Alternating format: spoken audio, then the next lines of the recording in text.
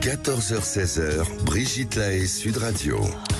Bonjour à tous, nous sommes ensemble durant ces 2 heures sur Sud Radio. Nous avons tous eu des modèles au moment de notre adolescence, des femmes ou des hommes. Alors parfois c'était des artistes, des politiques ou même des personnages mythiques comme Zorro. Et ces personnalités, évidemment, ça parle de nous parce que non seulement elles auront influencé nos décisions de vie, mais également elles nous révèlent quels étaient nos désirs les plus inconscients à ce moment clé de notre vie, puisqu'on sait que l'adolescence, c'est vraiment le point de départ de notre véritable aventure personnelle. Certains d'entre vous ont peut-être choisi des modèles assez en phase avec votre milieu culturel ou familial, tandis que pour d'autres, au contraire, vous avez choisi des modèles qui sont à l'opposé. Et tout ça, évidemment, ce n'est pas anodin.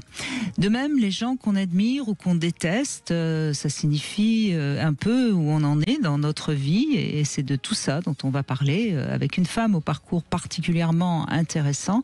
On pourrait presque dire qu'elle a eu plusieurs vies et en tout cas aujourd'hui elle œuvre pour la paix. Elle nous raconte tout ça dans un instant. En tout cas c'est Barbara Polla qui est notre invitée et si vous avez envie donc de nous parler de vos idoles, de vos modèles, vous nous appelez au 0826 300 300.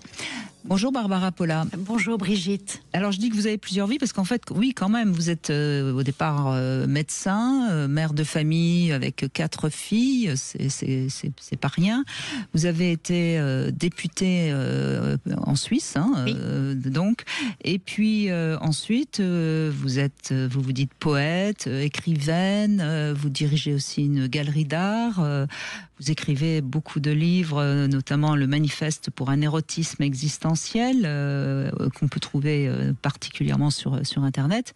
Et puis, vous œuvrez également pour la paix. C'est un combat qui vous tient à cœur. Et vous avez d'ailleurs sorti un grand livre avec des œuvres d'artistes qui œuvrent aussi pour la paix. Bon, bref, c'est plusieurs vies en une. Oui, surtout que c'est une vie longue, donc qui permet de faire beaucoup de choses, de tourner certaines pages et d'en découvrir d'autres. Donc c'est la chance d'avoir une vie longue qui permet de réaliser un certain nombre de passions et d'intérêts jamais complètement. C'est jamais fini quand j'ai tourné la page de la politique. C'est pas que j'étais arrivée à ce que je voulais, mais c'est parce que je me suis dit peut-être que sur la page suivante, avec l'art et l'écriture, j'arriverais mieux à défendre mes idées, par exemple, oui. Celle de la paix. Justement, parce que en politique, c'est difficile finalement de faire bouger les choses. Au départ, je suppose, quand on fait de la politique, c'est on est quand même un peu idéaliste, qu'on a envie de faire bouger les choses, je suppose. Je suis terriblement idéaliste. Oui, je sais, je vous connais un peu. Oui, et donc, on se rend compte qu'en politique, c'est compliqué de faire bouger les choses. Je pense que c'est une question de personnalité. Je crois que, en fait, les moyens que j'ai, je suis pas quelqu'un qui a une stratégie, donc, j'ai pas de vision stratégique. Et je pense que pour réussir en politique, il faut collaborer avec beaucoup de gens, ce que j'adore faire. Mais il faut surtout une vision stratégique que j'ai pas forcément. Et donc, c'est un joli mot pour parler de la politique. Là. Mais bon, bref. Oui, donc vous avez choisi. L'art, là, au moins, il y a plus de liberté finalement. Voilà. Et j'ai l'impression que ça fonctionne mieux entre mes mains et avec mes moyens pour défendre mes idées d'idéaliste, de travailler en écrivant et en échangeant avec des artistes, donc avec les images et les mots, faire passer des idées plutôt que dans le cadre politique. Alors, en tant que tel. Votre combat pour la paix, c'est une grande, c'est aussi une grande j'allais dire illusion, parce que malheureusement on peut guère espérer qu'un jour la paix sera partout sur Terre. Mais vous voyez, en fait, je suis en train de chercher un étudiant, je vais trouver un étudiant qui va faire tout un travail avec moi, parce qu'on dit la guerre c'est normal, c'est l'état normal, et puis la paix c'est ces moments quasiment anormaux entre deux guerres. Mais en fait, personne, à ma connaissance en tout cas, c'est ce que je veux savoir, n'a étudié au niveau mondial la géographie et la démographie des pays ou des populations dans des moments en guerre et en paix. Et si on se mettait tout à coup à étudier, par exemple le XXe siècle ou le XIXe ou la période de la guerre de 100 ans, et qu'on regarde quelle est la superficie géographique couverte par la guerre, mais pendant ce temps, il y a des continents entiers qui sont en paix et des populations entières qui sont en paix. Donc en fait, de faire un calcul par rapport à ça, mais un calcul scientifiquement établi, sûr, oui. Ça permettrait, je pense, de changer cette vision que ce qui est normal, c'est la guerre et que la paix, c'est un truc bizarre. Non, l'État... je suis pas sûre quand même que ce soit normal, la guerre. Oui, mais c'est une sorte de... Oui, c'est quelque chose que, en ce moment en particulier... C'est une fatalité qu'on accepte, quoi. Que c'est une fatalité qu'on accepte et que, en fait, non. Les humains, les hommes et les femmes sont faits pour la paix, notamment entre eux, et que, en fait, on a toutes les chances d'y arriver. Évidemment, c'est pas une chose facile. En fait, la paix, c'est un effort perpétuel. C'est un travail. Mais en fait, elle est entre nos mains. En tout cas, vous avez, en préparant l'émission, je vous ai demandé quel a été votre modèle, et vous avez répondu immédiatement Marie Curie. Alors Marie Curie aussi, c'est une femme exceptionnelle qui a fait énormément de choses, et c'était pas à une époque où c'était si facile en tant que femme d'être scientifique. Bon, elle a quand même aussi eu 2 prix Nobel, je crois. 2 prix Nobel. Elle a été, en fait, elle est la seule femme à avoir 2 prix Nobel. C'est quelque chose de tout à fait exceptionnel. Il y a seulement 4 personnes au monde qui ont eu 2 prix Nobel. Et c'est vrai que c'est une femme absolument exceptionnelle. Elle est venue de Pologne. Et elle et sa sœur voulaient faire des études qu'elles ne pouvaient pas faire en Pologne. Et Marie Curie, imaginez-vous, elle a travaillé comme jeune fille au pair. Enfin, on dit, on utilise un mot plus élégant en général en parlant d'elle, mais c'est ce qu'elle était réellement, pour mettre de l'argent de côté, pour permettre à sa sœur, dans un premier temps, de venir à Paris, puis ensuite de venir à Paris pour étudier. Déjà, rien que ça, c'est extraordinaire. Et moi qui ai en fait travaillé, qui ai fait des ménages pour payer mes études de médecine, évidemment, je me sens très proche de ça et de cette foi, de la force de cette foi de cette femme qui vient à Paris, qui étudie, qui fait des études brillantissimes, et puis enfin toute sa vie. Donc oui, elle a été pour moi un modèle, un modèle pendant des années. Alors bon, j'ai même pas eu un prix Nobel, ça risque pas d'arriver. Elle en a eu 2, mais le modèle, c'est pas ce qu'on va être, mais c'est ce vers quoi on tend, ce vers quoi on aspire. Donc, c'est pas grave que j'ai pas de prix Nobel, mais elle en a eu 2.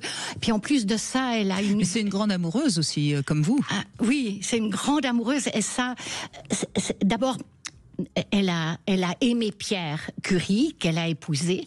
C'était un amour presque fraternel. Ils ont eu 2 enfants, donc je veux dire, c'était un amour complet. Ces 2 enfants, c'est le père de Pierre essentiellement qui les a élevés pour que Marie puisse travailler au laboratoire. Pour sa robe de mariée, elle a demandé une robe, elle voulait une robe qu'elle puisse ensuite mettre au laboratoire. Il y a tous ces détails qui sont extraordinaires. Oui, c'est-à-dire que son travail, c'était une passion et ça passait avant tout, quoi. Oui, enfin, ou plutôt que passer avant tout, c'était avec tout. Donc, il y a dans ces carnets de laboratoire, il y a quelque chose que j'aime énormément parce que c'est aussi mon vécu d'une certaine façon. À un moment donné, entre 2 notes, des tonnes de pêche blonde dont elle était en train d'extraire le radium, de comprendre la radioactivité, tout d'un coup, elle écrit « Irène a 15 ans aujourd'hui ». Enfin, c'est magnifique. C'est pour ça que je dis, c'est mettre sur le même plan. Dans le carnet de labo, elle met que sa fille aînée, qui d'ailleurs a aussi eu un prix Nobel. Quand même, c'est génial. C'est fou. Oui, et donc... Oui, on comprend qu'on peut admirer Marie Curie, je suis bien d'accord avec vous. Oui, et puis après, quand Pierre Curie est mort, elle a été veuve, donc pendant 3 ans, puis ensuite elle a eu cet amour fou, alors qu'il y a vraiment de l'ordre de la passion amoureuse avec Paul Langevin, qui avait 5 ans de moins qu'elle, qui était un ancien élève de Pierre Curie, et puis ils ont vécu une histoire d'amour tumultueuse. Et à l'époque, choisir un homme plus jeune, c'était quand même pas rien non plus. Eh bien, Barbara Pola, vous êtes passionnée. On va voir si nos auditeurs sont également passionnés par leur modèle. Et on vous invite donc à nous rejoindre sur Sud Radio 0826 300 300. À tout de suite. Vous voulez parler à Brigitte Lahaie 0826 300 300. 14h-16h, Brigitte Lahaie, Sud Radio. Barbara Pola est avec nous et on essaye de comprendre ce que signifiaient les modèles que vous aviez quand vous étiez adolescente ou aujourd'hui, pourquoi pas. Charlotte, bonjour. Oui, bonjour Brigitte, bonjour Barbara. Bonjour. Bonjour. Alors, c'était qui vos modèles? Oui. Bon, alors moi, il y a une tête évidente qui se détache tout de suite, c'est celle de mon père. Parce que alors j'ai essayé de me remettre évidemment au moment où j'étais adolescente. Parce que me viennent assez facilement des images aujourd'hui, mais j'ai essayé de rétro-pédaler. Mon père, parce que il est décédé quand j'avais 15 ans, que j'ai connu la maladie pendant 4 ou 5 ans.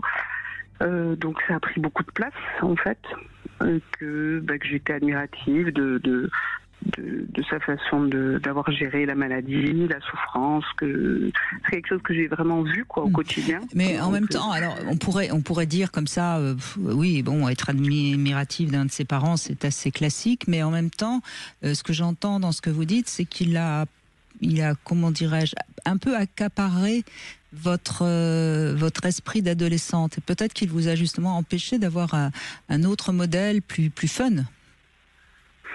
Oui, je pense, mais je m'en suis aperçue, évidemment. Certainement, oui, ça a pris toute la place, évidemment. Ça a pris toute la place. Mais avec des images, fortes de la souffrance. Oui, des images plutôt mortifères que héros, quoi. Du coup, où j'ai vraiment, on va dire...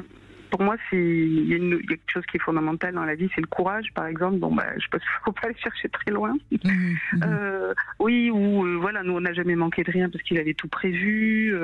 Ma mère a pu continuer, on était une famille nombreuse. Tout a pu perdurer. Donc ça c'est évident. Ce qu'on entend, et ce qu'on entend aussi, parce que vous aviez 15 ans, donc pas forcément encore toute votre capacité à analyser de manière objective, c'est qu'il est devenu une sorte d'idole avec le temps. En tout cas très respectable. Oui, bien sûr. Non, quand je dis ça, c'est pas négatif du tout. Hein. Ouais. Oui, ça c'est assez évident. Et du coup, j'ai essayé de faire des efforts pour me rappeler des choses peut-être... Parce qu'aujourd'hui, j'en ai instinctivement qui me viennent. Par exemple, Simone Veil, Frida Kahlo. Mais finalement, c'est venu plus tard, ça. C'était pas adolescente, ça. Oui, bien sûr, mais c'est Simone Veil, oui. Je pense que beaucoup de femmes pourraient la citer, non, Barbara Pola? Oui, je pense que c'est un modèle pour énormément de femmes et de générations, en fait, très différentes. Et elle le reste, et c'est très beau. Le courage, elle représente aussi le courage, le fait d'avoir pris soin des autres, une vision pour l'avenir, beaucoup de choses. Ouais. Et en faisant ma liste, du coup, je m'aperçois qu'effectivement, les gens sont sont souvent des gens courageux. Et voilà, je pense à Camille Claudel, je pense à Frida Kahlo, des gens qui ont quand même des parcours où il a fallu se battre et oui, ça, ils ont ça en commun, quoi. Après, j'ai trouvé d'autres choses qui étaient plutôt au niveau de la télévision. Et je me suis dit, je vais en parler quand même parce que c'est un peu plus rigolo peut-être. Allez-y, oui. Des séries, par exemple, moi j'étais complètement fan. Il y avait des feuilletons, vous vous rappelez, Michel Marquise des Anges, etc. Et alors moi, par exemple, la Marquise des Anges, c'était un fantasme complètement, quoi. Quand j'étais gamine, Angélique. Je trouvais cette femme magnifique, Angélique, avec Geoffrey, c'était extraordinaire. Toutes ces aventures. Bon, en plus, elle avait de la chance, avec des amants très beaux et toujours très intéressants. Oui, et puis c'est vraiment la dualité féminine, c'est-à-dire qu'à la fois c'est une grande amoureuse de l'homme et elle reste amoureuse de son homme, mais en même temps c'est pas de sa faute, mais elle est obligée d'aller avec d'autres hommes. C'est c'est justement toute l'ambivalence féminine, hein, bien sûr. Oui. Et j'ai retrouvé aussi un nom qui m'est venu assez facilement, et ça c'était vraiment ado, c'était Martin Gray, qui avait écrit... Voilà, et c'est toujours resté quelqu'un d'hyper présent encore aujourd'hui, parce que je m'interroge beaucoup sur la résilience, comment on arrive à dépasser toutes les choses qui peuvent arriver dans la vie. Et ça a été vraiment une révélation quand j'avais lu ce livre, et j'étais assez jeune. Voilà, donc ça m'est venu de façon assez instinctive, on va dire. Et voilà. Et aujourd'hui encore, en tout cas sur le modèle masculin, je m'interroge encore justement sur les choix des hommes de ma vie. Je me dis des fois, ouf, je sais pas. Pourtant j'ai cherché, mais j'ai pas toujours l'impression de faire les bons choix. Il faut dire que vous avez l'image du père qui est quand même assez haute, donc c'est difficile de lui arriver à la hauteur. Oui, peut-être. Mais je sais pas, je dis ça comme ça, mais parfois quand on a beaucoup idéalisé le père, on a du mal à choisir un homme qui puisse convenir, quoi, vraiment. Oui. Donc voilà, écoutez, après, bon, il y en a d'autres, mais ça tourne aussi pas mal autour de ma famille quand même, peut-être parce que j'étais la dernière de 6 enfants et que j'avais des grands frères et sœurs. Voilà, moi j'ai mes frères, mes sœurs ont beaucoup compté. Tant mieux. Mais je pense que les parents, les frères, les sœurs, les gens de la famille, forcément, ils sont soit nos idoles, soit ce qu'on veut surtout pas être. Et ça, je pense que c'est pour chacun d'entre nous des modèles ou des contre-modèles. Et ça, je pense que c'est partagé pratiquement par tout le monde. Modèle, contre-modèle. Donc. Oui, puis je l'ai regardé évoluer, comme on avait beaucoup de différences d'âge, avec certaines de mes sœurs qui ont 20 ans, 21 ans de plus que moi. Je l'ai regardé comme c'était un peu des lucarnes sur la liberté. Je disais, oh là là, quand je serai grande, oh là, je pourrais faire ci, je pourrais faire ça. Mais oui, c'était... Là, vous parliez de ma condition un peu de... Oui, vous parliez tout à l'heure de Frida Kahlo, ça aussi, c'est une lucarne vers la liberté, donc c'est clairement quelque chose qui vous appelle. Le courage et la liberté, ce serait, on pourrait dire, vos deux moteurs. Oui, la loyauté, oui, bon, ça va avec le courage aussi. Oui, je suis assez d'accord. Oui. Vous voyez, c'est ce qu'on va découvrir tout au long de cette émission, bien que les qualités de nos modèles, finalement, sont ceux à quoi on aspire et les qualités qu'on cherche chez les autres et qu'on développe chez soi, bien sûr. Et merci Charlotte. Merci. Merci à vous. On fait une petite pause, on se retrouve avec le Love Conseil et on va parler des bénéfices secondaires. Avec Barbara Polla, aujourd'hui, nous parlons de nos modèles, qu'ils soient réels ou imaginaires, et comment ils ont marqué notre adolescence. Venez témoigner, appelez-nous au 0826 300 300. Brigitte Lahaie, Sud Radio, le Love Conseil. Eh bien, Barbara Polla, on va parler des bénéfices secondaires. J'imagine bien que vous savez ce que c'est, un bénéfice secondaire. C'est un profit que l'on va tirer d'une situation qui pourtant est défavorable. En tout cas, nous est défavorable. En d'autres termes, cette situation, finalement, elle nous arrange parce que si elle disparaissait, cette situation, eh bien, le bénéfice disparaîtrait également. Alors, il y a beaucoup de paramètres qui sont en jeu. Par exemple, on attire la compassion en restant une victime. Il y a des personnes qui adorent être malades parce qu'au moins elles ont l'impression qu'on s'occupe d'elles et qu'elles sont voilà. Et puis parfois en étant victime, on peut attirer ce qu'on croit être de l'amour.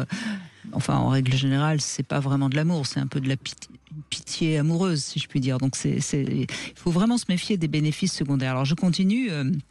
L'avantage aussi des bénéfices secondaires, c'est que ça permet d'échapper à ses responsabilités.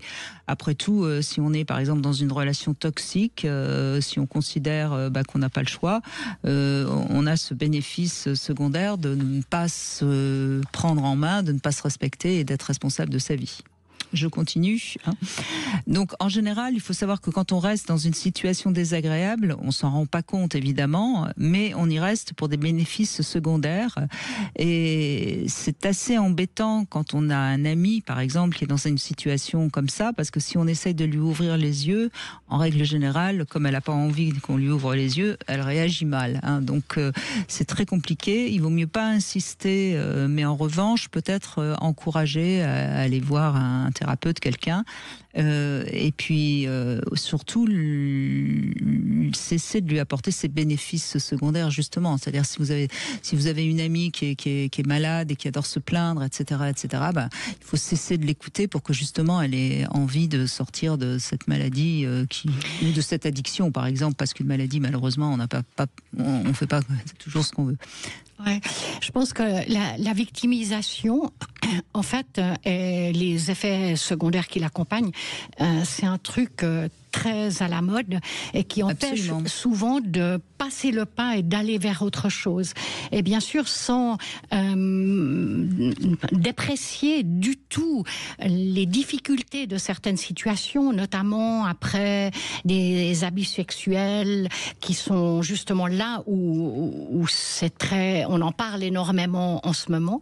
Mais je pense qu'il faut faire très attention de se dire, bon, ça m'est arrivé, c'était terrible, mais je ne vais pas passer ma vie, en fait, autour de cet abus que j'ai subi.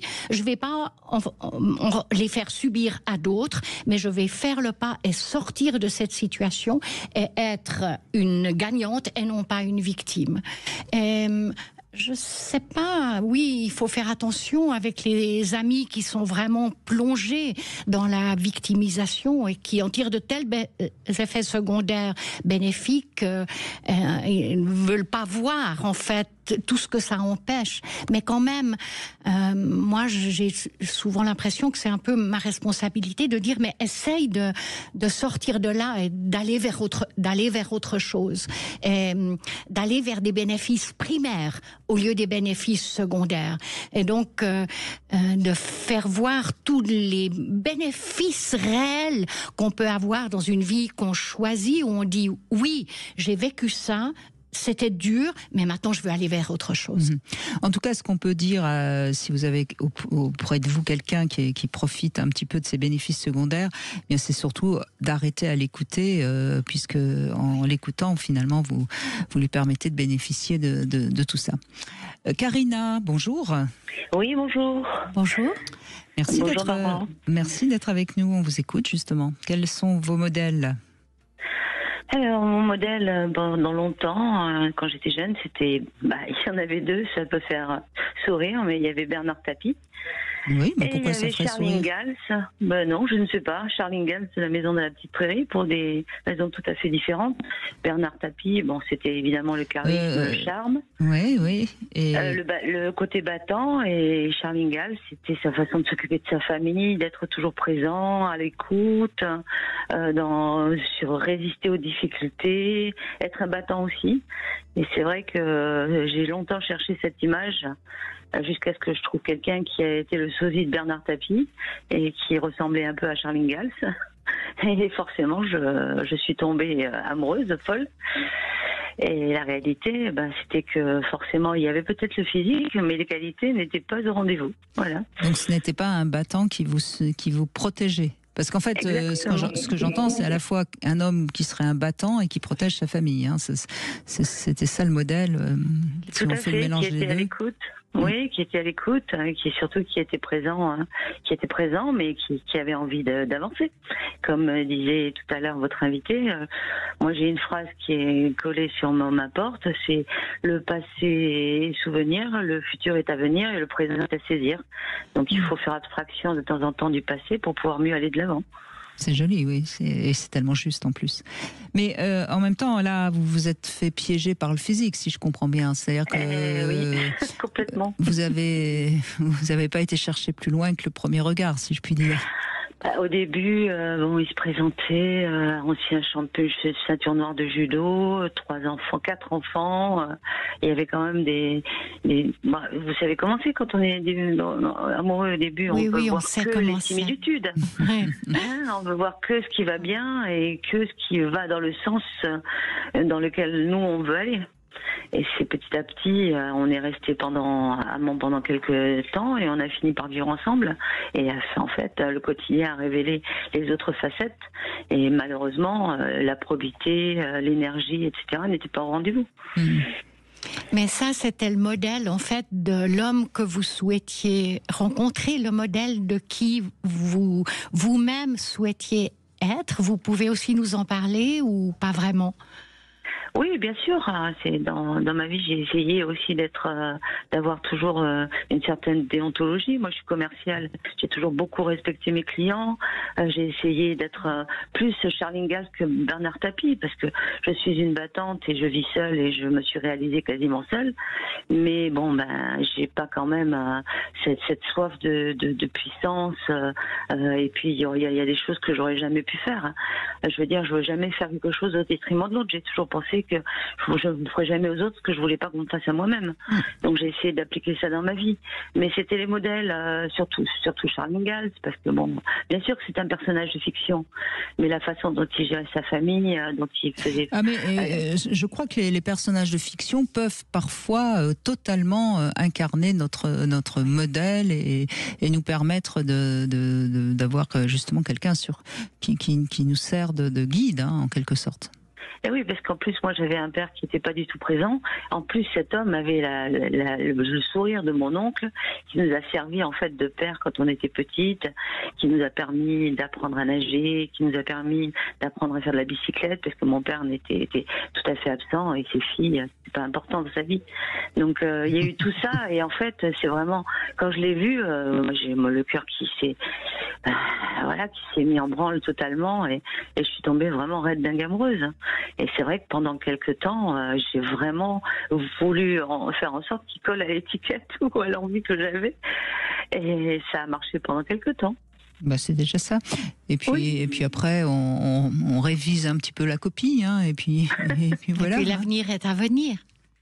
Exactement, vous avez tout à fait raison. Je ne désespère pas.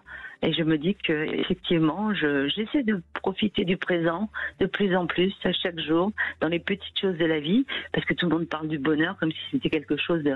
Mais non, en fait, quand je promène mon chien et que je vois des libellules en ce moment dans les ruisseaux, je suis heureuse. Il y a plein de choses. Hier, j'ai aidé une dame à réparer son dérailleur de vélo, moi qui n'y connais strictement rien, mais à deux, on a réussi à faire en sorte qu'elle puisse partir avec son petit garçon qui était sur le vélo, et puis l'autre petit garçon qui attendait. Et alors, ça m'a fait rire parce que le petit garçon a dit « mais tu es magique !»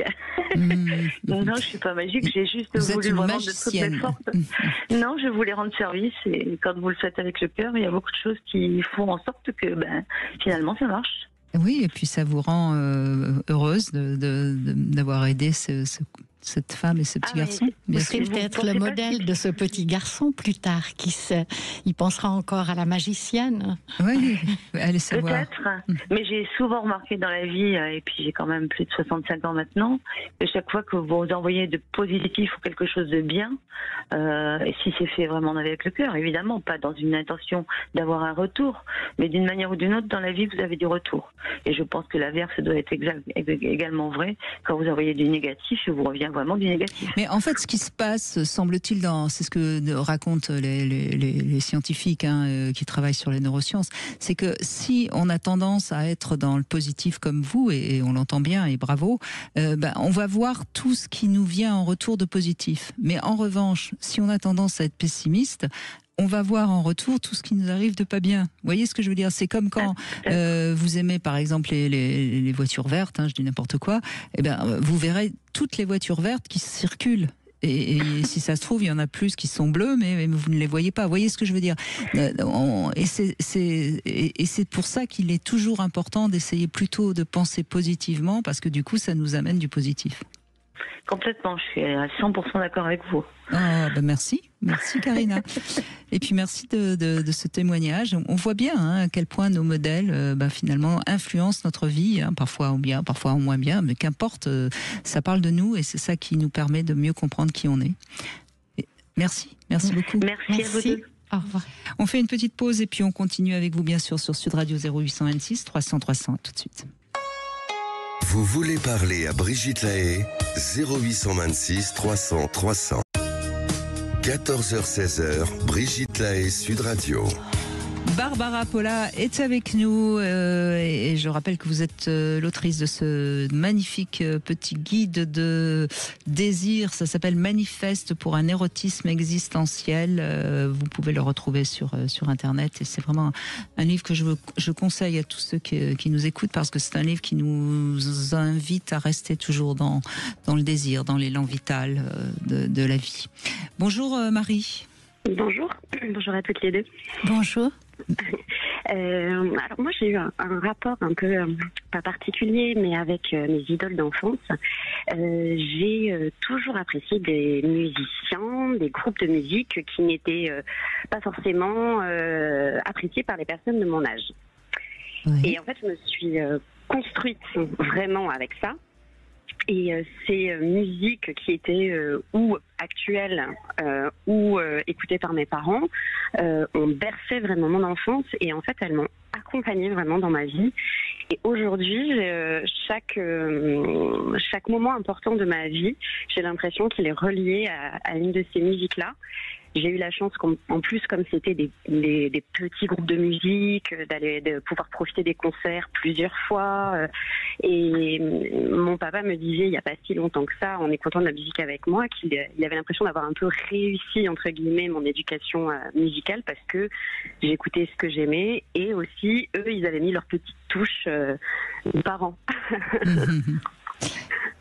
Mais c'est la musique, les chansons, c'est aussi des choses qui peuvent marquer beaucoup. Il y a des chansons comme ça qui peuvent nous avoir complètement inspirés et qui restent des chansons phares d'ailleurs qu'on peut réécouter et avoir les mêmes émotions en les réécoutant dans 20 ans, 30 ans après. Et vous chantez, vous chantez, vous jouez de la musique? Alors, je suis musicienne. Un peu moins maintenant. C'est pas mon métier, hein. Ouais. Par plaisir. Je joue un peu moins avec la vie familiale maintenant, mais j'ai toujours eu un lien étroit avec la musique et forcément avec les musiciens qui jouaient de mes instruments de musique. Et voilà, c'est vrai qu'aujourd'hui, quand je repense à certaines musiques, notamment liées à des événements difficiles. En fait, ça m'a beaucoup aidée. Et la chance, encore une fois, que ce soit des petits groupes, des groupes un peu intimistes, c'est que j'ai pu les rencontrer, discuter avec eux et avoir, me rendre compte qu'en plus, c'était des gens sympas et mais oui, mais en plus, moi, il y a une chose que j'ai envie de relever, Marie, c'est que vous êtes devenue musicienne, certainement aussi pour que votre père vous admire. Je pense qu'il y avait peut-être un peu de ça. Lui, il a commencé la musique très tard, en même temps que moi j'ai commencé, en fait, à 5 ans. Du coup, ça vous a aussi rapproché. Vous voyez, c'est quand même c'est une belle histoire aussi. Hein. Et puis, moi j'ai commencé un instrument différent, et puis après, finalement, j'ai commencé par du piano, je me suis mis au saxophone après comme lui, et ça nous a beaucoup rapprochés. Alors, il y a une chose fascinante avec la musique, c'est la question de la mémoire, parce qu'en fait, on sait à peu près maintenant où dans le cerveau la mémoire est stockée. Et en fait, ce qui est passionnant, c'est que la mémoire de la musique, elle se réalise autrement que la mémoire en général. Donc, c'est une mémoire très spécifique.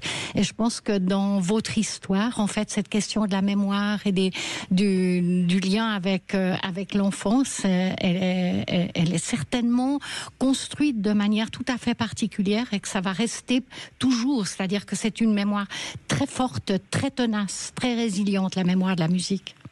Ah mais c'est ça, et puis je vois bien avec mes enfants, une de mes filles qui n'est pas très âgée, elle a 5 ans, qui me dit « Ah mais ça, j'adorais cette musique quand j'étais petite, ah mais ça on l'a écouté, j'aimais bien quand on était allé à tel endroit » et effectivement, c'est comme vous dites, on se construit comme ça. Oui, donc la musique sera dans votre famille une sorte de lien permanent. Je pense, oui, je pense. Puis elle apprécie aussi aller au concert à des concerts de groupes qu'elle aime. Enfin, c'est quelque chose qu'on partage. Et peut-être c'est même génétique. Il y a des choses en fait qui sont tellement étonnantes. Je reviens quelques instants à Marie Curie, passionnée de physique et d'amour par ailleurs, qui en fait a une fille physicienne, une petite fille physicienne. Enfin, il y a des choses comme ça qui probablement passent au travers des générations. On ne sait pas si c'est de la génétique ou de l'épigénétique, mais en tout cas c'est un lien très fort. Et je pense que la musique dans les familles est un lien très fort. Oui, je pense que vous avez raison. Eh bien, continuez et n'hésitez pas à abuser largement de la musique. Merci. Merci Marie, en tout cas, merci beaucoup. On continue avec Cathy également qui nous a rejoint. Bonjour Cathy. Bonjour. Bonjour. Ah, on a peut-être un petit problème avec Cathy. Est-ce qu'on l'entend? Bon, non, on a un petit souci avec Cathy. On va essayer de la retrouver. Oui, de toute façon, quand dans une famille il y a un art, que ce soit la musique, la peinture, l'écriture aussi, il y a des familles où on lit beaucoup, des familles où on va au théâtre. C'est de toute façon un lien très fort qui généralement se reproduit de génération en génération. Oui, la lecture, l'enseignement, c'est des choses qu'on retrouve vraiment dans les familles. Mais alors, si je peux me permettre de revenir encore une fois à Marie Curie en attendant Cathy, ce qui est absolument fascinant, c'est qu'elle a eu donc cette histoire d'amour passionné avec Paul Langevin, un homme marié, plus jeune qu'elle. C'était absolument scandaleux à l'époque. Ils se sont très bien cachés pendant quelques années, mais quand ça s'est su, la presse française entière en a parlé. Elle était choquée, j'imagine. Elle était très choquée. Elle a été très critiquée. C'était quand même une veuve. Elle était très critiquée comme une croqueuse d'hommes qui détourne un homme marié et père de famille. Elle a été traitée de polonaise. Enfin, elle était d'origine polonaise dans la presse, mais avec tout le mépris qu'il y avait.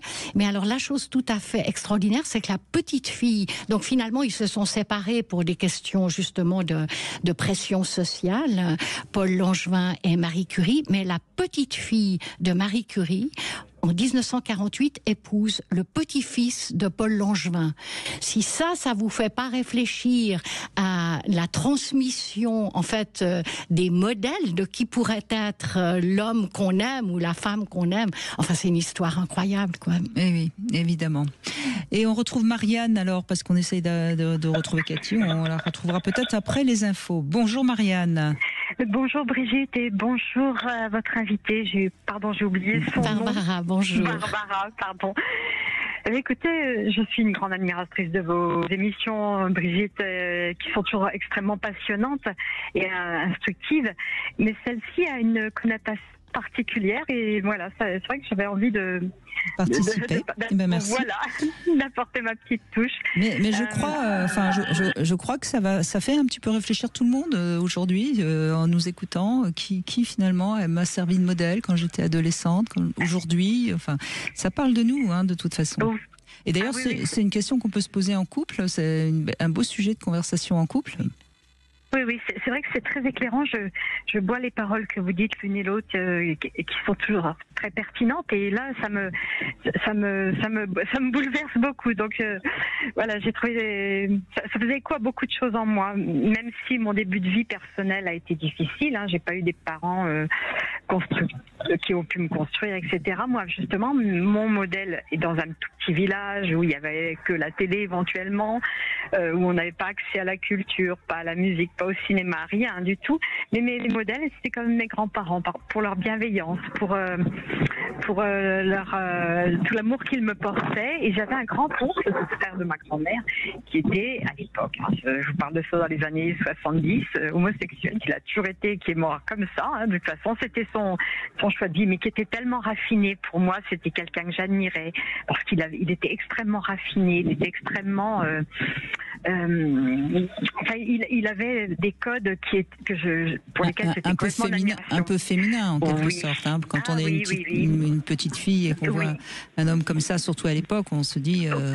Oui, puis il s'occupait de nous, il prenait soin de nous, avec mes sœurs, quoi. Donc ça m'a beaucoup aidé dans ma vie, heureusement, parce que les parents, par contre, étaient, voilà, j'ai même pas envie d'en parler, pardon. Et puis après, dans l'adolescence, alors je vais parler peut-être de séries qui ne parlent pas à beaucoup, mais moi j'étais... ce qui me faisait rêver, c'était les Chevaliers du Ciel. De Tanguy et la Verdure, parce qu'à l'époque les femmes ne pouvaient pas piloter et je pense que on ne m'aurait pas permis d'en avoir les compétences puisque les études, il a fallu que je me batte pour en faire. Mais voilà, ça me permettait de m'évader complètement dans je me mirais dans leur. Oui, puis c'est une époque où l'avion avait encore ce côté aventure. On pouvait s'éloigner, aller au bout du monde, quoi. C'était des beaux hommes. Enfin, c'était, voilà, je sais ils avaient quelque chose qui me touchait énormément. Et puis, dans un autre domaine, je sais plus si c'était une série aussi, également, mais j'en ai un grand souvenir, c'est Sandokan. Alors, je pense que c'est pas forcément dans la mémoire collective. Ça ne me dit rien, ça, non? Et oui, alors c'était, il y avait l'héroïne, la compagne du héros de ce film, de cette série, qui s'appelait Marianne. Et comme c'est mon prénom, eh bien, là vous aussi, êtes identifiée à cette femme. Oui. Ça me faisait rêver, ça me permettait de m'évader de mon quotidien. Et alors, quelles étaient, aujourd'hui avec le recul, comme ça, qu'est-ce que vous donneriez de ses qualités à cette Marianne? Eh bien, elle était très courageuse, comme je suis dans mes domaines à moi, et elle était elle suivait son compagnon qui était plein d'énergie. Enfin, il y avait une espèce de joie qui... D'ailleurs, j'aimerais bien retrouver cette série. Si un jour j'en ai l'occasion, j'achèterai avec plaisir. En fait, ils avaient une force, ils avaient... Mais vous voyez, c'est intéressant, Barbara Polla, depuis 14 heures, on entend toujours revenir ce courage, cette force. On a besoin de modèles qui sont des gens courageux, quoi. Oui, et puis, bon, moi je resterai sur le vol, parce que le vol, il a évidemment des histoires en psychologie très intéressantes, puisque quand on vole, c'est en fait une image de la relation sexuelle, et de cette liberté. Oui, et donc ça m'a fait sourire que vous aimiez les Chevaliers du Ciel, parce que bon, il y a le côté du courage de l'aviateur, du pilote, mais il y a aussi le côté extrêmement sexuel de l'envol, et de ce moment de liberté, plus que du lâcher prise de l'envol. Mais oui, le courage, je pense que c'est une qualité qui est peut-être pas suffisamment mise en avant aujourd'hui. Bon, il y a Cynthia Fleury qui parle de la fin du courage dans nos sociétés. Je pense que c'est une valeur absolue, et puis c'est une valeur, enfin c'est très attirant en fait, le courage. Vous avez raison, Barbara Polla, parce que c'est vrai que quand il y a du courage, on n'est pas anxieux, on n'est pas déprimé, on avance, et puis quoi qu'il arrive, on avance, quoi. Oui. Et c'est vrai que c'est vrai, je suis assez d'accord. On n'a pas beaucoup de modèles de courage aujourd'hui dans notre société actuelle. Les modèles, c'est pas forcément, les modèles qu'on voit beaucoup dans les médias, je suis pas sûre que ce soit des modèles de courage. Oui, et encore, c'est encore plus difficile pour les femmes d'avoir des modèles de courage. Et donc oui, retrouver Marianne, que Marianne se retrouve dans Marianne, et ce courage, parce que du courage on en a besoin.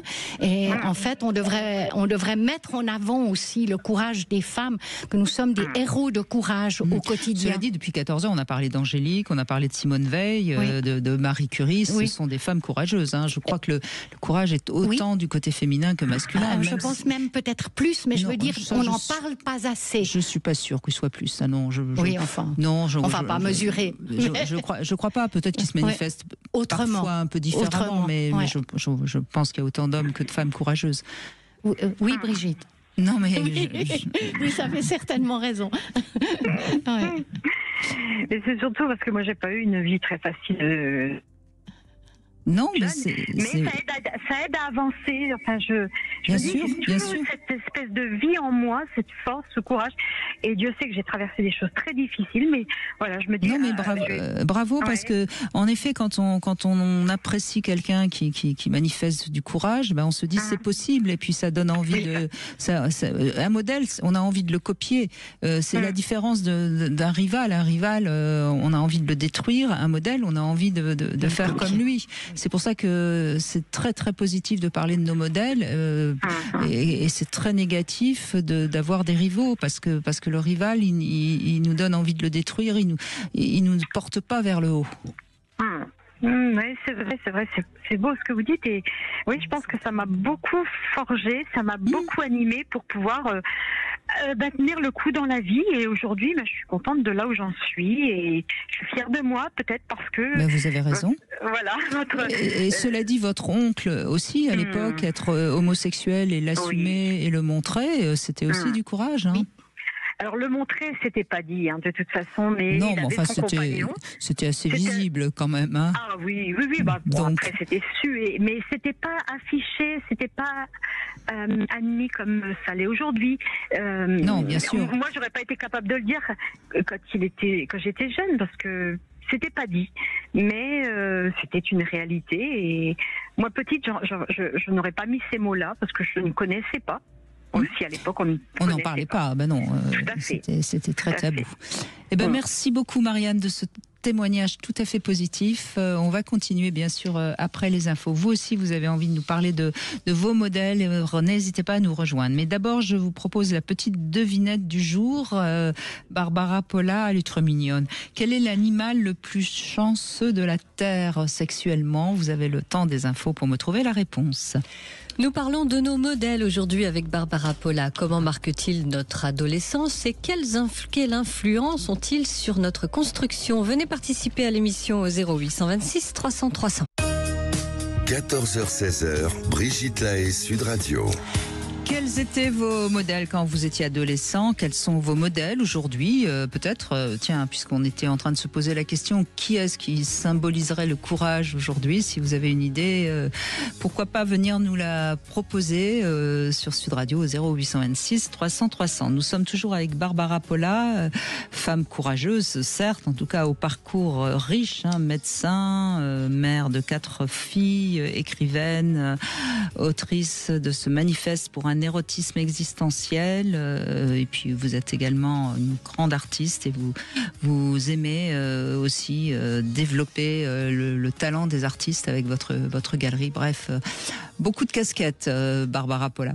Alors, vous avez réfléchi à ma devinette, vous avez peut-être trouvé quel est l'animal le plus chanceux de la Terre sexuellement? Oui, moi j'avais l'idée du koala, parce que le koala en particulier au zoo a la chance de pouvoir regarder des films pornographiques réalisés spécifiquement pour lui. Donc quand dans un zoo on s'inquiète du fait que le koala ne fait plus des petits koalas, eh bien on lui montre des films où on voit des koalas copuler et du coup il y a des petits koalas qui vont naître au zoo. Et je trouve cette histoire merveilleuse parce que d'abord elle donne une idée du rapport de l'animal à l'image qu'on n'a pas vraiment, et de l'idée, que de regarder un film pornographique, ça donne envie d'avoir des relations sexuelles qui mènent à avoir des enfants. Alors je vais vous préciser quand même, Barbara Polla, qu'on ne regarde pas des films pornographiques pour avoir des enfants chez les humains. Je vais vous inquiéter ou vous rassurer, je ne sais pas, mais c'est pas comme ça que ça se passe chez les humains. Mais en tout cas, c'est pas la bonne réponse, vous vous en doutez bien. L'animal le plus chanceux sexuellement, c'est évidemment le homard, puisque même mort, on lui suce la queue. C'est quand même pas mal. Bon. Ouais. Allez, on l'a retrouvée, Cathy, ça y est, elle est là. Bonjour, Cathy. Oui, bonjour à toutes les deux. Désolée, je m'ai attendue sur la tout à l'heure. Donc bonjour à Barbara Polla, Brigitte Lahaie. Bonjour à toutes les deux, merci de vous recevoir. Bonjour. Je vous en prie, Cathy. Alors, on vous écoute. Quel a été votre modèle ? Alors, avant de vous parler de mon modèle, je tiens à dire que là, ce que j'ai aujourd'hui, un certain âge, en tant que femme accomplie, effectivement, j'ai comme beaucoup d'admiration pour Frida Kahlo, qui a été extrêmement courageuse, forte, solide, Simone Veil, qui s'est beaucoup battue pour obtenir ce qu'elle voulait pour nous les femmes. Ça, c'est la première chose. Mais j'ai un vieux souvenir petite, donc j'avais 9 ans lorsque j'ai appris que mon père avait trompé ma mère. Et très peu de temps après, on a vu un film dans lequel Deneuve jouait. Et jouait une femme un peu allumée, d'un certain âge. Elle avait été précédemment mariée, avait eu des enfants, avait une vie qu'on appelle classique. Et en fait, ce qui m'avait marqué toute petite, c'est qu'elle était complètement indépendante, elle avait l'air très heureuse, elle faisait absolument ce qu'elle voulait, elle se roulait des pétards avec ses jupons au bord de la plage. Et moi qui ai été élevée dans une famille catholique, pratiquant, très sage, et ben ça m'a tout de suite beaucoup plus comme image. Vous vous souvenez du titre du film dans lequel vous avez vu Catherine Deneuve? Et non, et je voulais, mais j'ai pas eu le temps de le chercher avant d'être à l'antenne, j'ai pas eu le temps. Je me souviens pas du tout du titre, il faudra que je le cherche, mais je me rappelle de ces images comme si c'était hier, et de me dire... En tout cas, c'est intéressant parce que là encore, on voit que c'est à ce moment-là précis de votre vie, cette héroïne qui, enfin, c'est un rôle dans un film, mais ça vous marque parce que ça vous dit quelque chose qui est loin du schéma familial que vous avez, mais qui vous permet de vous évader et de vous dire c'est possible, quoi. C'est au-delà de m'évader, ça m'a accompagnée toute ma vie. J'ai 55 ans aujourd'hui, et bien que j'ai eu une vie classique à peu près comme tout le monde, il m'arrive de dire en plaisantant à mes enfants, qui peuvent être un peu pénibles parfois, attendez, d'ici que je sois sur une plage, sur une île déserte avec ma jupe longue et mon pétard à la main, alors que... C'était peut-être le Sauvage alors, non ? Comment ? C'est peut-être le film Le Sauvage, non, avec Yves Montand ? C'est possible. C'est possible. J'ai une image vraiment précise du moment où je me dis cette liberté, cette force. C'est ça. Je veux être ça. Je veux être cette femme qui fait ce qu'elle veut, comme elle le veut. Et j'ai eu la chance d'être accompagnée par cette volonté toute ma vie. C'est-à-dire que même sexuellement, très très jeune, j'ai appris à obtenir ce que je voulais.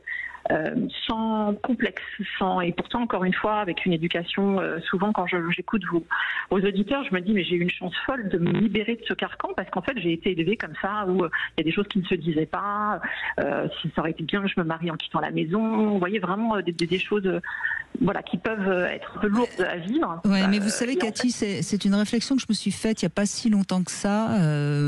Moi aussi je me suis plutôt construit en opposition à ma propre mère, même si j'ai une mère tout à fait formidable, mais je m'en suis... et je crois que c'est plus facile de devenir soi-même quand on s'est construite en opposition, parce qu'après, on va récupérer tout ce que nos parents nous ont appris, nous ont donné, parce que malgré tout, ils nous ont donné des choses très positives.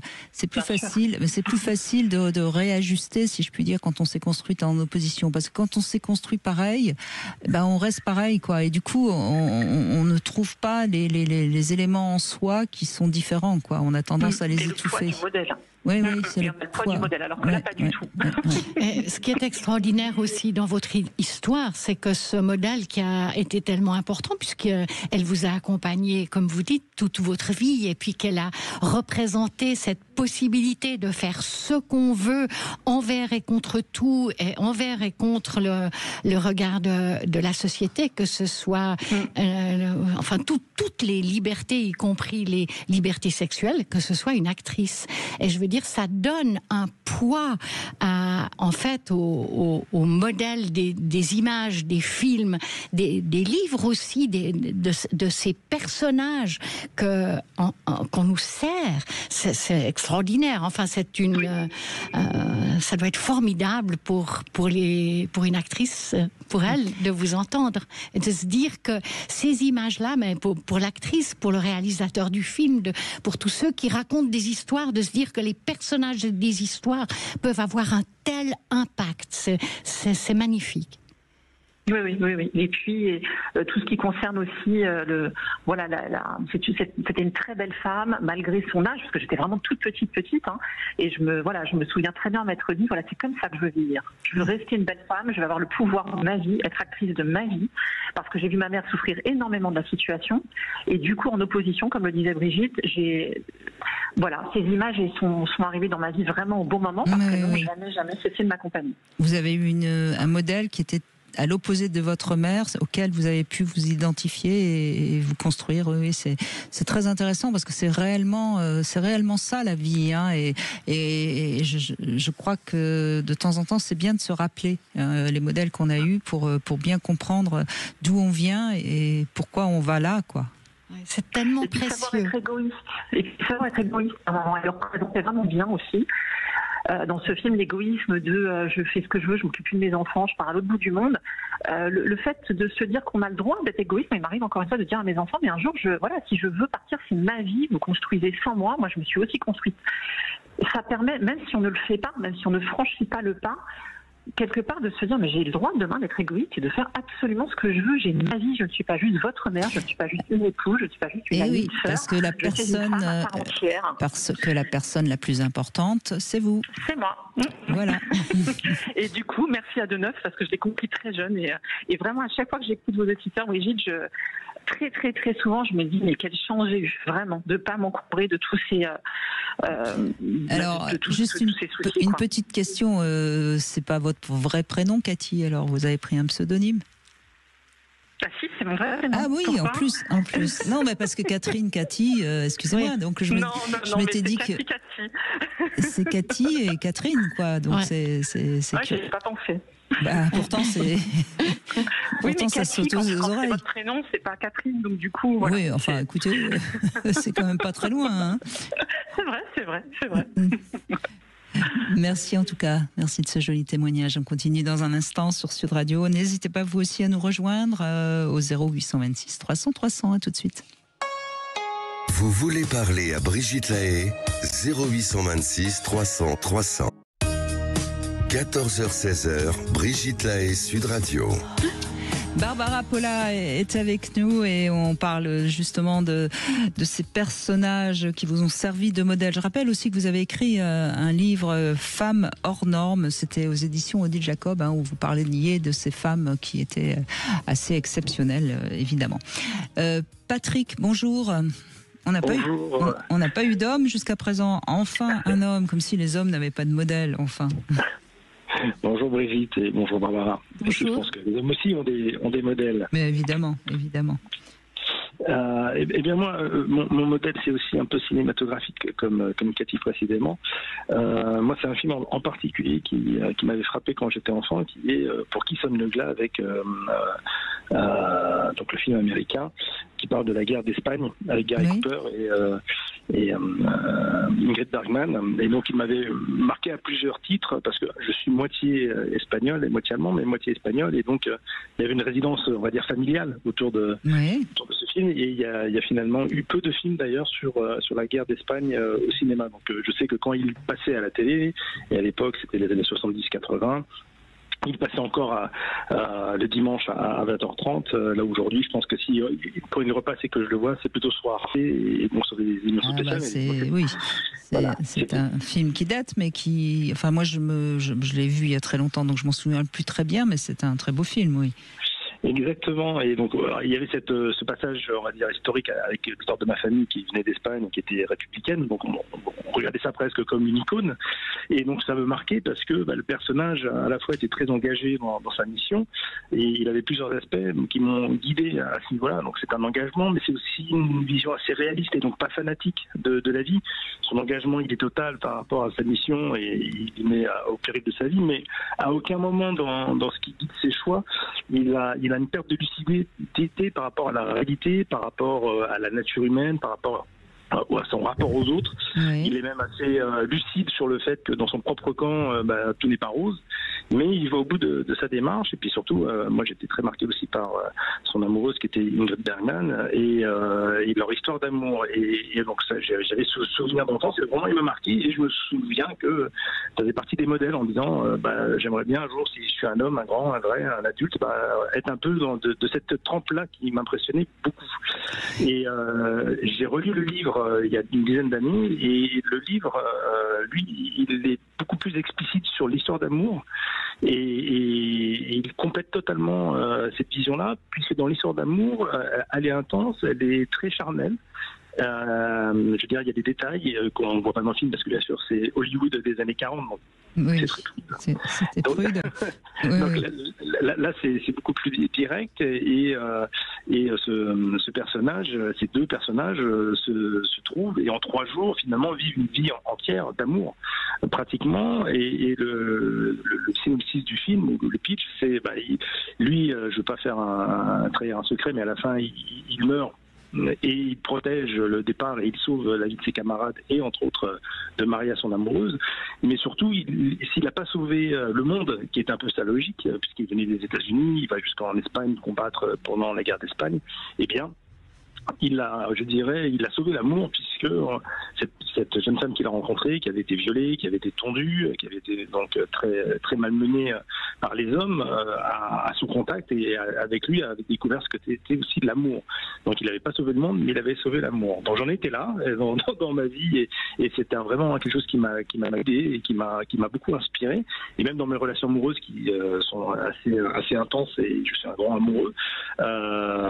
Donc je sais un peu dans ce domaine-là, et la vie m'a rattrapé récemment, puisque ma femme étant d'origine ukrainienne, il y a aussi la guerre là-bas maintenant, et j'ai eu à ce moment-là un cas de conscience, puisque je m'étais dit toute ma vie je voulais ressembler à cet homme-là. La vie m'avait donné un rendez-vous en disant mais qu'est-ce que je fais maintenant? Est-ce que je reste en France?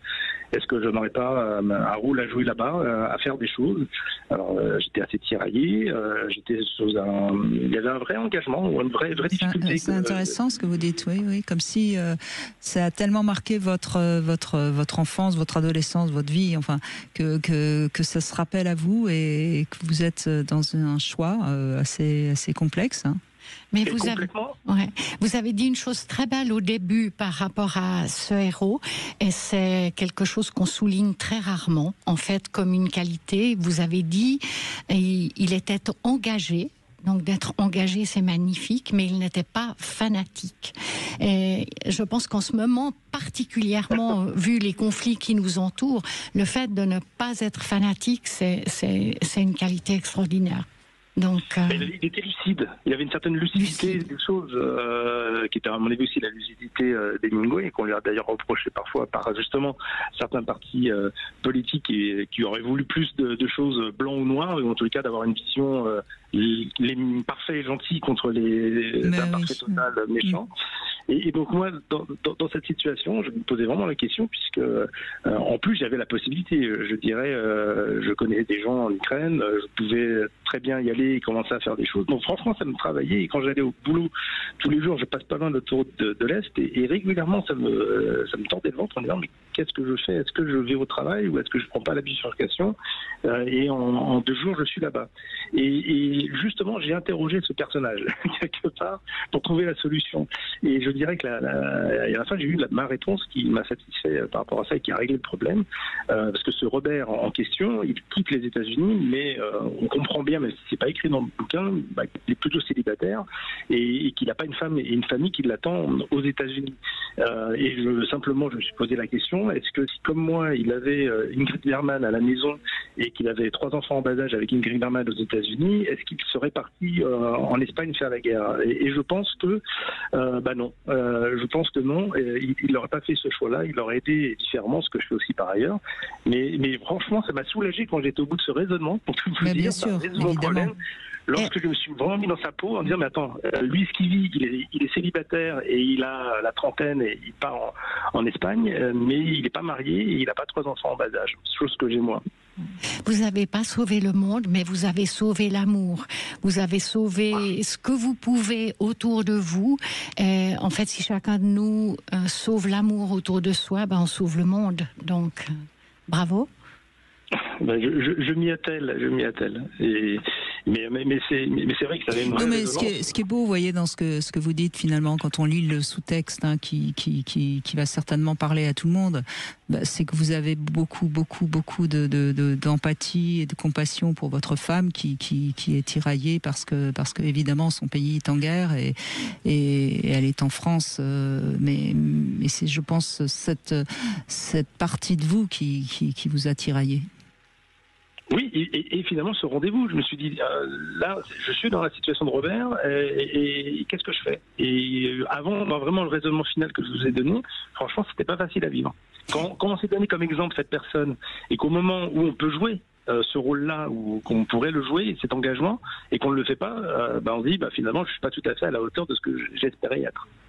Mais je le suis, au final. Oui, enfin, c'est-à-dire que là, il y a quand même une projection qui est un petit peu romancée et qui n'est pas la vraie vie. Comme vous le dites, votre femme et vos enfants ont besoin de vous. Et malheureusement, c'est triste à dire, mais aussi extraordinaire que vous soyez, vous ne sauverez pas l'Ukraine. Malheureusement. Donc, et c'est aussi ça peut-être la qualité d'Ernest Hemingway, c'est qu'il il sait aussi écrire avec un peu de réalité, quoi. Complètement, non, mais complètement. En plus, il y a quelque part, quand vous dites qu'il y a les modèles, à moi, ils sont familiaux, ils le sont restés. Je ne suis pas mis en opposition par rapport à mon modèle familial. Mais c'est vrai qu'en plus, il y a une réécriture, parce que ma mère ayant connu elle-même enfant la guerre d'Espagne, à l'âge de ma fille, exactement au moment de la guerre d'Espagne. Donc, il y avait en plus une résonance transgénérationnelle. Oui, bien sûr. Mais ça, c'est bien parce que ça prouve que vous réfléchissez beaucoup à vous, aux êtres qui sont autour de vous, et que vous savez à quel point on est influencé sans cesse par tout ce qui nous entoure, par les gens qu'on aime, par les gens qu'on rencontre, et tout ça nous transforme tous les jours, quoi. Et c'est ça qui est intéressant, parce que c'est comme ça qu'on arrive à être plus juste avec soi-même, quoi. Et ce qui est étonnant, c'est d'avoir un dialogue avec un personnage inventé. Oui. Parce que j'ai vraiment eu ce dialogue. Oui. Mais... je ne suis pas fou pour autant. Mais... non, mais c'est un miroir, comme un autre. Il est devenu comme un autre vous-même, avec qui vous dialoguez constamment. Donc, vous l'avez complètement internalisé, et il est devenu une partie de vous-même avec qui vous interagissez constamment. C'est ça aussi un modèle, c'est exactement ça. En tout cas, vous m'avez donné envie de revoir le film, Patrick. Bravo. Avec plaisir. Merci beaucoup de ce témoignage. Merci à vous. On va faire une petite pause. On se retrouve avec le Sexo Conseil. Notre chambre révèle également notre intimité, et on recevra Ilos Koutso qui va nous sortir un joli petit livre, La sagesse des petits riens. Et bien sûr, on vous attend sur Sud Radio également. Sud Radio. Sud Radio. Parlons vrai. Parlons vrai. Sud Radio. Parlons vrai. Brigitte Lahaie, Sud Radio. Le sexe au conseil. Eh bien, Barbara Polla, notre chambre révèle aussi beaucoup de choses de nous, pas seulement nos modèles. Notre chambre, oui, ça révèle beaucoup de choses de notre intimité, et c'est pourquoi, parfois, il y a des personnes qui n'ont pas envie d'amener leur nouveau partenaire chez eux. Alors, voilà quelques conseils pour décoder votre partenaire et pour éviter de choquer éventuellement. Tout d'abord, l'ordre ou le désordre dans une chambre, ça représente notre capacité à gérer nos problèmes. C'est symbolique, tout ça, mais... Ma chambre est très ordonnée, donc... Vous réglez bien vos problèmes. Ensuite, plus il y a d'objets, surtout s'ils sont petits, dispersés partout, plus ça signifie qu'on a peur de la solitude et qu'on a besoin de se sentir entouré. J'aime pas les objets, donc... ça va, très bien. Tout va bien, jusque-là. Les couleurs, ça signifie... Alors, il est un peu symbolique, ce love conseil, il faut le prendre au premier degré, bien sûr. Les couleurs, ça signifie beaucoup de choses aussi. Le clair, ça indique plutôt l'extraversion, et le foncé, l'introverti. Donc voilà, vous pouvez en déduire déjà des choses. Enfin, une télé ou des livres dans une chambre, ça indique les préférences de leur propriétaire, en fonction des livres qu'il y a, ou s'il y a la télé, etc. Enfin, aujourd'hui, il y a de moins en moins la télé, puisque tout le monde est sur son téléphone. Bref, alors les miroirs, c'est évidemment un certain narcissisme, voire, suivant la manière dont ils sont disposés, une sexualité un peu plus exacerbée. Alors, les photos de la personne, évidemment, ça dénote une sorte d'ego quand même un peu surdimensionné. Et alors, une photo d'ex, évidemment, ça signifie toujours qu'il y a peut-être encore un lien avec cette personne. Et puis, donc, observez bien tout ça quand vous rentrez dans une chambre qui est un peu trop faite pour faire l'amour. Ça indique évidemment un séducteur ou une séductrice. Donc, voilà. Tout ce qu'on peut dire, et puis après vous en déduirez aussi plein d'autres choses, mais l'espace dans lequel on vit, évidemment, il est révélateur de beaucoup de choses de nous-mêmes. Oui, et puis le goût de la mise en scène, le goût de la beauté, il faut habiter la chambre avec beaucoup d'amour. Alors, on va maintenant recevoir Elios Koutso qui nous rejoint. Bonjour. Bonjour, Elios. Bonjour, Brigitte.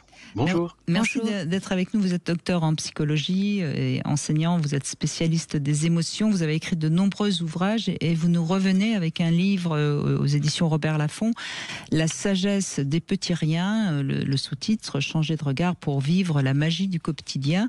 Alors, c'est c'est un livre de petites nouvelles, hein, de vie toute simple. Et à chaque fois, il y a un petit message qui nous montre qu'on peut peut-être mieux gérer sa vie, mieux être maître de sa vie, en voyant peut-être les choses sous un autre angle. Hein. Oui. Et puis l'idée du quotidien, c'est que chacune d'entre nous, vous, chacune des auditrices et auditeurs, on vit principalement dans le quotidien. Et le quotidien peut être difficile quand la vie est dure, peut paraître barbant parfois quand notre vie, c'est tout le temps la même chose. Et pourtant, si on veut bien ouvrir les yeux du cœur, les oreilles, les yeux, le quotidien peut nous apprendre tous les jours beaucoup de choses. Moi, je pense que le quotidien, c'est la meilleure des enseignantes de vie, et bien plus belle et efficace que tous les youtubeurs, experts ou gourous de tout poil. Je suis bien d'accord avec vous. Hein. Aujourd'hui, où on a sans arrêt des influenceurs qui nous expliquent comment il faut faire, Yaka, Faucon. Non, il suffit de... Alors, il y a plusieurs choses, ça va vous plaire d'ailleurs, Barbara Polla, vous pouvez réagir évidemment. Alors, par exemple, vous dites la confiance dans la vie prend sa source dans l'émerveillement vis-à-vis du monde qui nous entoure. Mais choisir l'émerveillement, c'est le message principal en fait de notre manifeste pour un érotisme existentiel. Je sais bien, c'est pour ça que je commence par ça. Écrit avec Véronique, parce que en fait, il y a de quoi s'émerveiller dans chaque instant, dans chaque environnement, même les plus difficiles. Donc, merci d'avoir écrit cette phrase. Merci beaucoup. Et moi, je pense à une des rencontres que j'ai faites toute simple. J'emmenais ma fille à l'école et sur le quai du tramway, je rencontre quelqu'un qui, avec un chien d'aveugle, est manifestement non-voyant. Et on l'interroge. Il a une petite fille qu'il porte sur son ventre avec ce genre de petit sac à dos. Il s'appelle Alexandre et il me dit qu'il ne voit plus rien du tout. Et moi, j'étais totalement surpris et ma fille aussi émerveillée en fait. Et puis plein de respect pour cette personne. Et ce qui nous a vraiment impressionné, c'est qu'il nous a dit évidemment que j'ai le choix ou alors de ne plus rien faire et de rester chez moi ou alors de partir dans la vie. Et il avait cette forme de confiance toute simple. Et pour moi, la leçon de la vie, souvent, c'est pas quelque chose de grandiloquent. C'est tout simple. C'est Alexandre qui, tellement vulnérable, non-voyant, avec sa petite fille dans les bras, se tient debout, plein de confiance envers les autres, envers la vie, sur ce quai de tramway. Et ça m'a enluminé la journée. Voilà, c'est ce que vous racontez dans ce livre, hein, ces petits événements de vie que avec des gens que vous croisez et vous nous donnez des petits messages, notamment ne rien prévoir sinon l'imprévisible, ne rien attendre sinon l'inattendu, par exemple. C'est de Bobin, ça. Oui, et je l'ai mis dedans, c'est vrai. C'est de Christian Bobin. Et je termine chaque chapitre. Pardon, excusez-moi. Allez-y, je vous en prie. Non, allez-y, je vous en prie. Je disais, je termine chaque chapitre sur des questions, justement, pour ne pas faire la leçon. Parce que pour moi, parler de sa propre vie, ça peut paraître narcissique, hein, comme vous parliez de narcissisme des personnes qui mettent des photos dans leur chambre. Mais dans ce cas-ci, c'est plutôt pour ne pas faire la leçon. C'est que quand on parle de notre vie, si on le fait de manière authentique, j'espère que je l'ai fait, alors ce qui est plus intime de chacune et chacun devient universel parce que nous avons toutes des vies. Nous avons toutes des quotidiens, nous avons toutes les mêmes questions, en fait, qui nous habitent. Et je pensais aussi à ce que vous et votre invité parlaient d'émerveillement. Et je pensais à ce monde aussi qui veut toujours... Tout le monde sait tout aujourd'hui. Hein, tout le monde est expert dans quelque chose. Alors que Bobin, à nouveau, disait « Il y a une joie élémentaire dans l'univers que l'on assombrit chaque fois que l'on prétend savoir quelque chose. » Et j'espère que ce livre pose plus de questions joyeuses qu'il n'apporte de réponses toutes faites. En tout cas, c'est plein de petits trucs que j'essaye de faire passer tous les jours et franchement je le trouve très très simple. Mais quand je dis ça, c'est vraiment plutôt une qualité. Ça peut permettre à plein de gens de se repositionner par rapport à eux. Il y a quelque chose que j'aime énormément il y a un chapitre que j'aime énormément, c'est quand vous dites de pas tout prendre personnellement. Et alors la petite phrase en fin de chapitre, c'est ce que l'autre me dit parle peut-être beaucoup plus de lui que de moi. C'est tellement juste ça.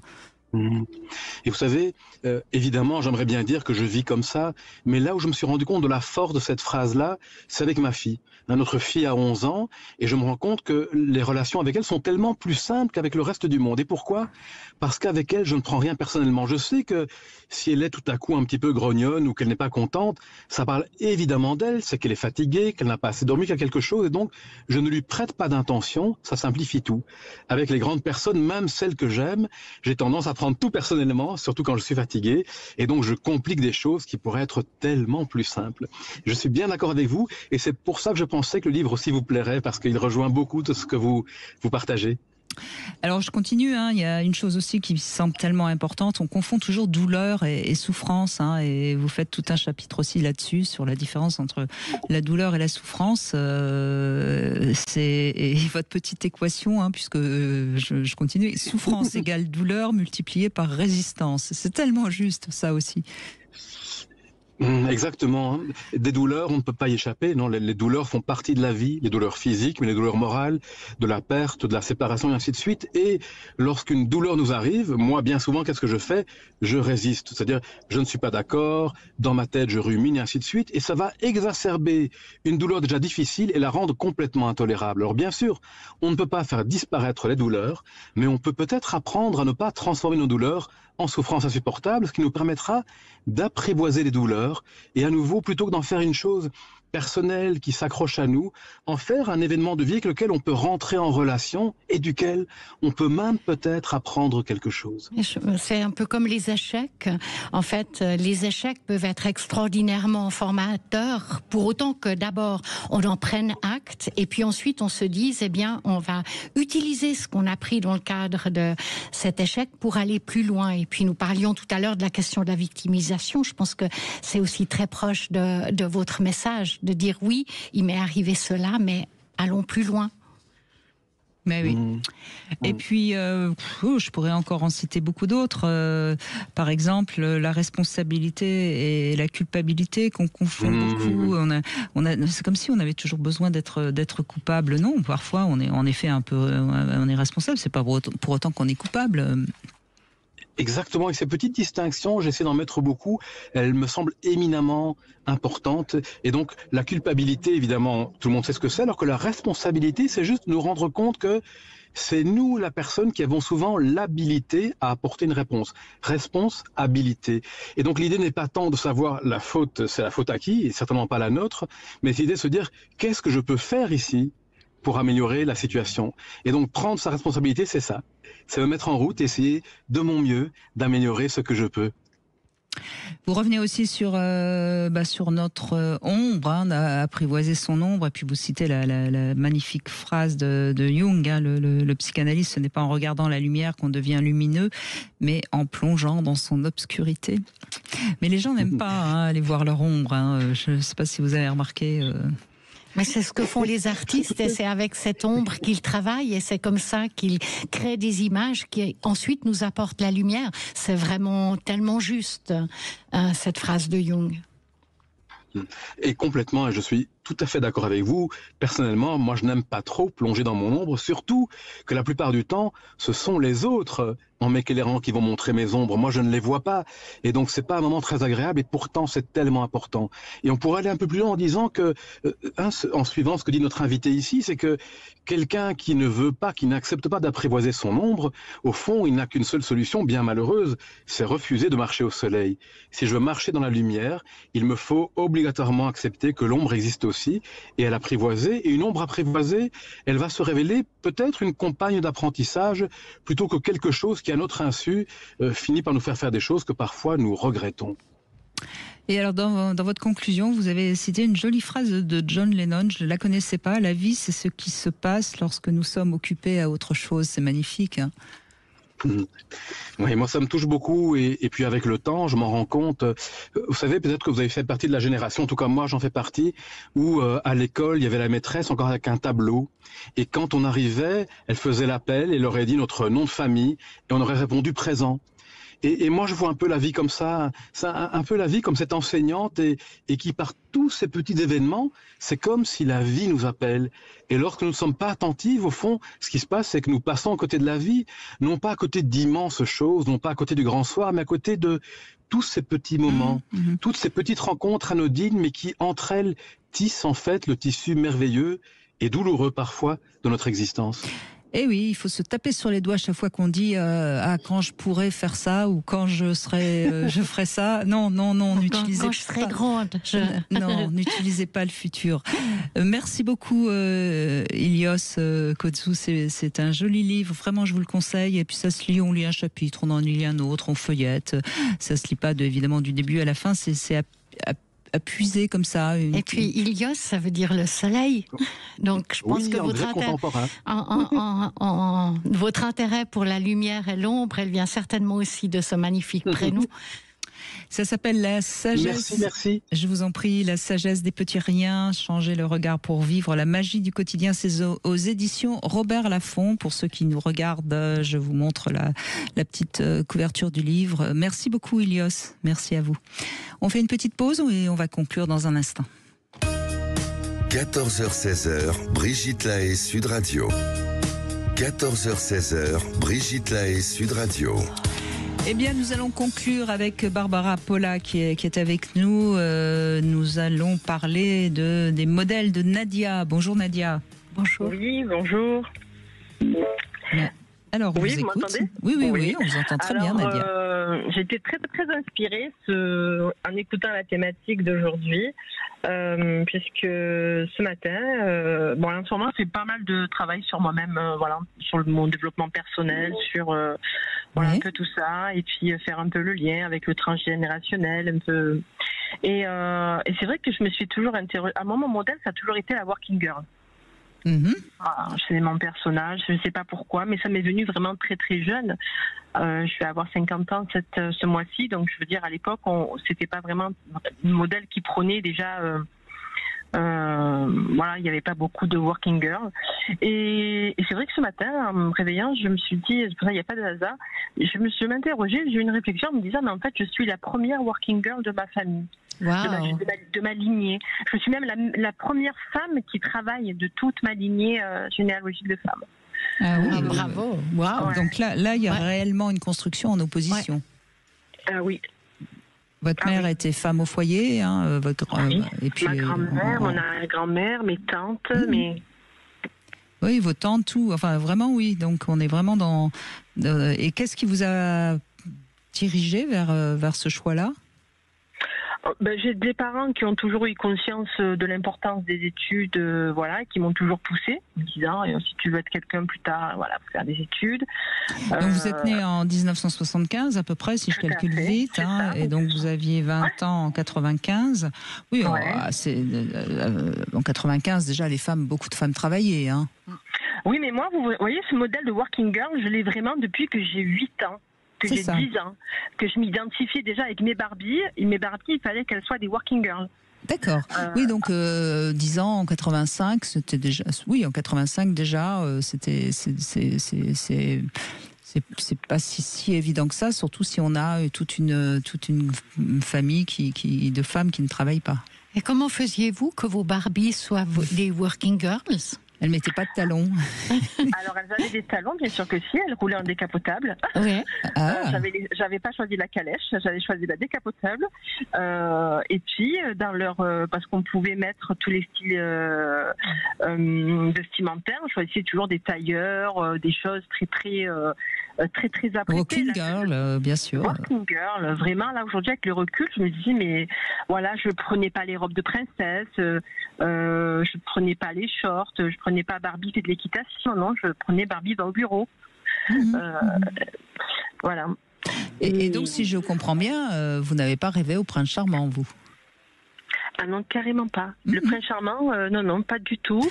Il venait en plus, en option, mais c'était pas ma priorité, non. Et alors, à quel âge vous avez commencé à travailler ? Très jeune, du coup, à 23 ans. Voilà, 23 ans, et puis jusqu'à devenir la working girl que vous rêviez d'être, oui. Ouais, que je rêvais d'être. Vous avez monté votre propre entreprise ? Tout à fait. Ouais. Aujourd'hui, je suis dans la formation, l'accompagnement de personnes, justement, autour de bilan de compétences et d'autres. Mais ce qui est bien, en plus, c'est que vous vous êtes fait toute seule, si j'entends. C'est-à-dire, vous n'avez pas fait des grandes études, vous avez. Exactement. Oui, mais c'est. Alors là, quand même, on peut penser que c'est quand même une envie de faire autrement que toutes ces femmes que vous avez côtoyées, enfants, dans votre famille. Ah oui, totalement. Oui, là, il y a une rupture. Et puis, c'était même au-delà de ça. Peut-être que là, ça va aller peut-être un peu loin. Mais je suis l'aînée de 4 filles. Et pour moi, il fallait qu'il y ait quelque chose qui passe de l'ordre de l'exemplarité, quoi.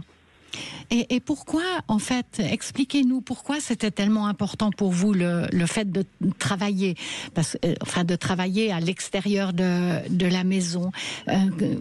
Quelle était l'importance que vous attribuiez à ça? C'est le fait de pouvoir. Oui, dites-nous. Le pouvoir. Oui. Pour moi, c'était très tôt. J'ai compris que l'argent c'était le synonyme du pouvoir. D'abord, surtout, ne pas reconstruire des schémas où je dépendais d'un homme, déjà, surtout.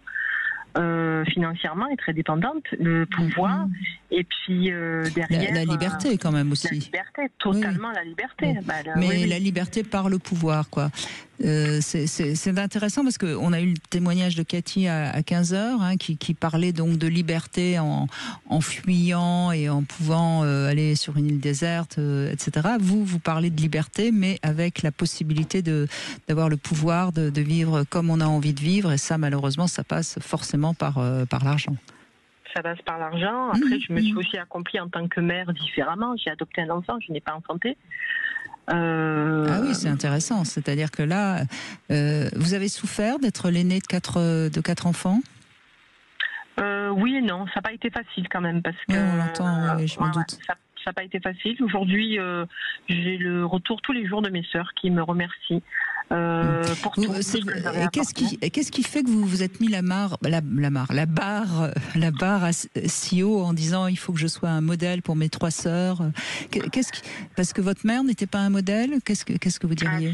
Alors ma mère était un modèle, mais un modèle qui s'est pas épanoui. Oui, un modèle de mère au foyer. Oui. Et vous vouliez montrer à vos sœurs le modèle inverse, c'est ça, si je comprends bien? Complètement, le modèle inverse. Après, on vit aussi une famille d'émigrés, donc du coup, c'était encore plus important. Il y avait cette notion de double. Vous voyez, on a toujours des preuves, c'est juste fait, voilà. Donc, au niveau culturel, personnel, identitaire, me dire non, mes parents n'ont pas fait tout ce chemin pour que je sois femme au foyer. C'est vraiment l'émancipation aussi derrière tout ça. C'est joli ce que vous dites, oui. Ouais. C'est remercier vos parents en réussissant pour leur montrer que ils ont parce que c'est vrai que vous avez raison. Vous êtes né en France, c'est facile, mais quand on est immigré, c'est pas facile. Hein. Il faut s'adapter à une nouvelle vie, quoi. Complètement. Oui. Donc vous leur avez fait ce cadeau-là. Ils sont fiers de vous, j'imagine, vos parents. Ouais, très fiers. Ils ont raison. Et moi aussi. Écoutez, merci. Oui. Oui. Merci de ce témoignage. Bravo, Working Girl. Et oui, et vous avez certainement vu ce film, la Working Girl. Je ne sais plus qui jouait le rôle, mais c'était un joli film également. Merci beaucoup, Nadia. Merci beaucoup. On va conclure avec Christophe qui nous a rejoint. Bonjour, Christophe.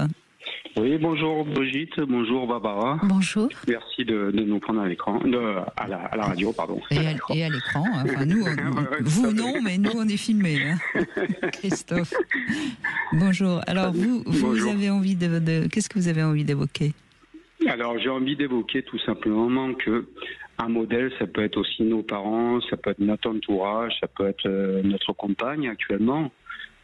C'est pas obligatoirement une personne connue, enfin à mon titre personnel, quoi. J'ai pas besoin de base de quelqu'un, d'un acteur, d'un chanteur pour avoir vraiment un modèle. Mais voilà, ce que je veux dire, c'est que c'est l'éducation musicale de ce que m'ont donné mes parents, malgré qu'on ne soit pas musicien. C'est l'éducation que j'ai aujourd'hui avec ma nouvelle compagne, qui m'apprend l'art, qui m'apprend la culture.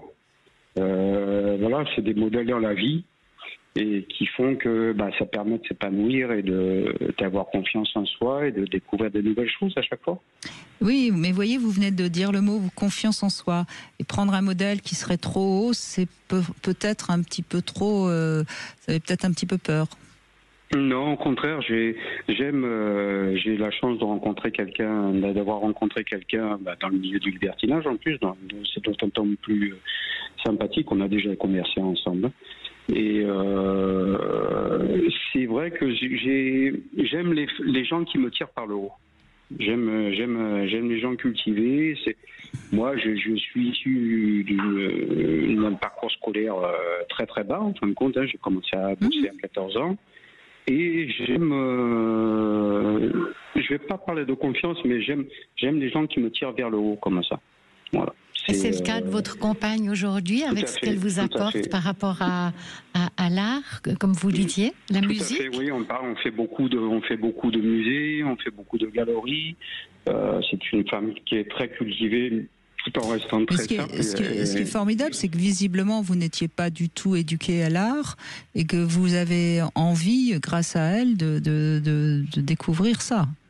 Tout à fait, tout à fait. Oui. Moi, j'ai aussi cette culture musicale que l'on partage aussi ensemble. Même s'il y a aussi une belle culture, c'est un échange, en fin de compte, de nos parcours, de ce qu'on a pu vivre et de ce qu'on va vivre encore ensemble, quoi. Et ce qui est bien d'ailleurs, parce que quand on a de quoi échanger dans un couple, en général, ça nourrit. Ça nourrit.